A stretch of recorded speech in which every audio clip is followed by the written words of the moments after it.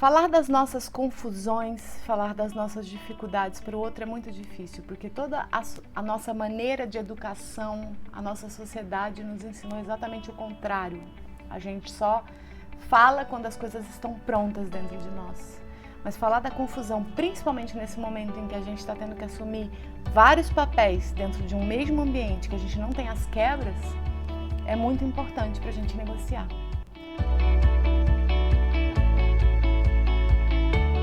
E recentemente eu comecei a participar de alguns grupos de conversa e tem sido bem interessante.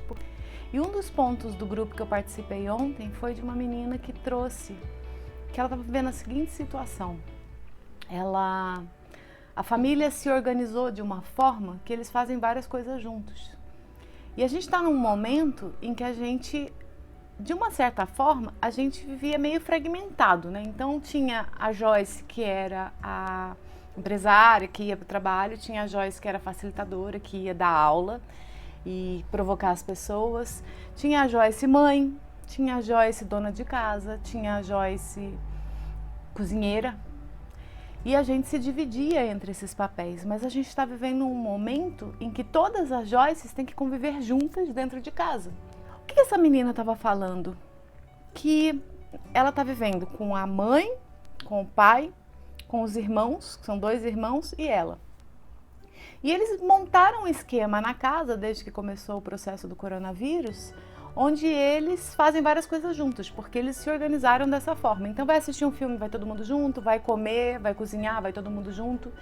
E ela estava se sentindo um tanto quanto sufocada com essa nova situação, porque ela começou a se sentir mal de, por exemplo, falar para a família: não, gente, agora eu não quero fazer isso, eu gostaria de ficar no meu quarto.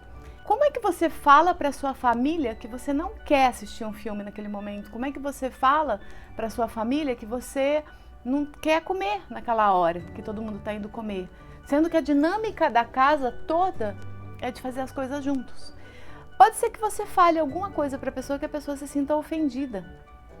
Pode ser que você fale numa hora errada e que de repente a sua mãe e seu pai não entendam aquilo e simplesmente falam: pô, mas você não quer mais participar das coisas da família? O que você faz nessas horas? Como é que você conversa com as pessoas sem machucá-las? Porque afinal, são as pessoas da sua família que você ama. E você não quer ser mal interpretado, você não quer criar uma situação. Já está estressante ficar dentro do mesmo apartamento, dentro da mesma casa o tempo todo, sem poder sair. E você ainda vai criar uma situação que vai deixar aquilo pior. Tem uma coisa na comunicação que é bem interessante, né? A gente é acostumado a só falar com as pessoas quando a gente tem alguma solução na cabeça. E normalmente isso dá embate. Por quê? Porque você já está com uma solução na sua cabeça e você só organizou isso dentro de você e vai comunicar com as pessoas. Mas a gente não sabe falar da confusão. Se eu estou nesse momento sentindo que, cara, eu estou precisando ficar um tempo sozinha, mas eu estou me sentindo mal por falar isso para minha família, porque eu acho que isso pode ofendê-los, por que não falar exatamente isso?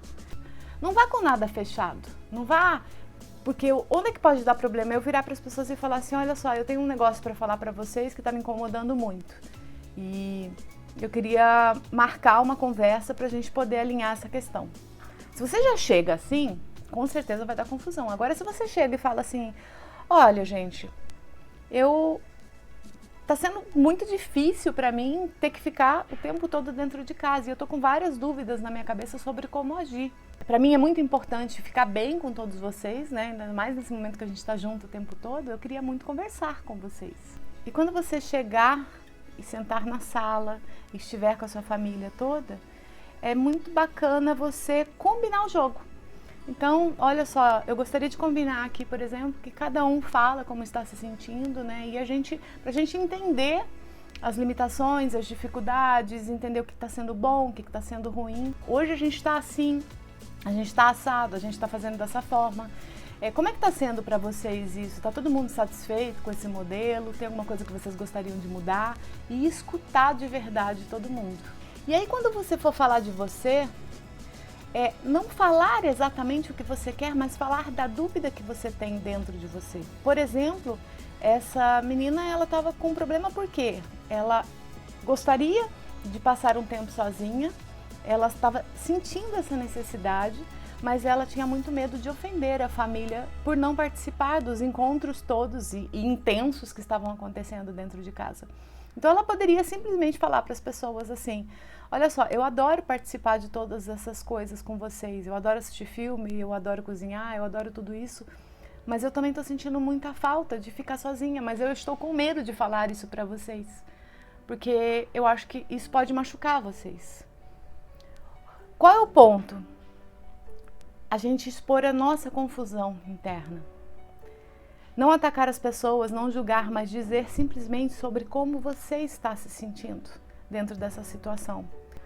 Sabe o que é muito louco? Porque pode ser que todo mundo esteja sentindo a mesma coisa, mas ninguém falou. E as pessoas acabam entrando dentro de um modelo que acreditam que é o melhor. Mas a gente precisa conversar sobre essas questões que estão dentro da gente. Quando a gente fala da confusão interna, quando a gente expõe para o outro os nossos medos, os nossos receios, ou seja, quando a gente se torna vulnerável de verdade, é quando a gente consegue estabelecer uma ligação com a outra pessoa. A vulnerabilidade, ela faz com que a gente consiga se entender dentro da nossa essência, dentro das nossas necessidades básicas. E a chance da pessoa se sentir atacada é muito menor. Mas lembre-se sempre que quando você for falar sobre as tuas dificuldades, sobre as tuas confusões internas, de trazer as dificuldades que você está tendo, principalmente relacionadas a não machucar o outro, a não magoar o outro, porque no fundo, a gente sempre quer a mesma coisa, a gente só quer ficar bem. Sou Joyce Baena, se você gostou desse vídeo, compartilha. A ideia é a gente ajudar cada vez mais pessoas a lidarem de uma forma melhor com a comunicação, porque com certeza ela é uma ferramenta que pode ajudar a gente muito nesse momento. Muito obrigada!